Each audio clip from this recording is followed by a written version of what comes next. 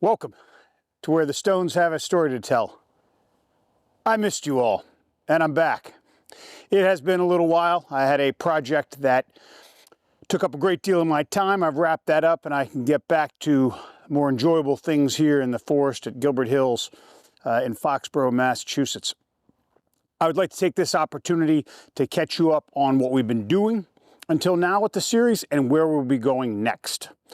What we've been doing up until now is basically a research project, taking a look at all the different types of structures that are here at Gilbert Hills, and then juxtaposing them, comparing and contrasting against professional published research to gauge really the breadth and the depth of the structures, Native American ceremonial structures here in Gilbert Hills State Forest.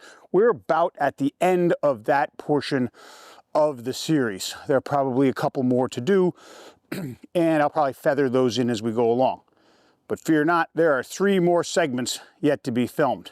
The first is, while I've been showing sometimes the context around a structure to give it some perspective, there are a number of likely ceremonial sites here at Gilbert Hills State Forest where there are 3 or more structures in close proximity to one another that probably wouldn't have been put there if it weren't for a particular purpose, likely ceremonial. So we are going to go into a deep dive on each one of these sites, of which there are a number here, and take a look at them, measure them out, and see if we can't pull from professional research what might have been going on in these particular sites. Once we've wrapped that up, we will go into another segment that I've also done some foreshadowing on, relating to the longer range relationship between structures.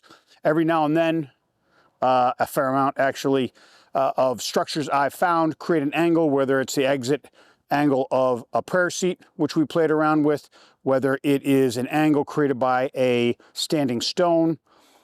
It is not uncommon to have an angle created by one object for another one to be right along that line, 100, 200 or more yards away. So we will explore that, and you can judge for yourself whether or not that's intentional or coincidence. And as far as the last planned segment, if you've been following this series, some of the research that I rely on comes from a book titled Manitou by Maver and Dix, Byron Dix and James Maver Jr. Well, around the time that they were writing that, James Maver Jr. was here in Foxboro, Massachusetts, in Gilbert Hills, doing his own research. And his field notes are in the historical archives of the town of Foxboro. I've been given access to those and have studied them, and I think it'd be very interesting to do a whole segment on what James Maver Jr. was doing here, what his hypotheses were, what he was exploring, and how he was exploring it. And basically following this in the footsteps of a famous researcher that spent time here in Gilbert Hills. So with that, that's the update of the series up till now. I've got an announcement here I'll put out in a separate video of an upcoming tour that is being sponsored by the New England Antiquities Research Association here at Gilbert Hills on June 1st. A separate promo video for that.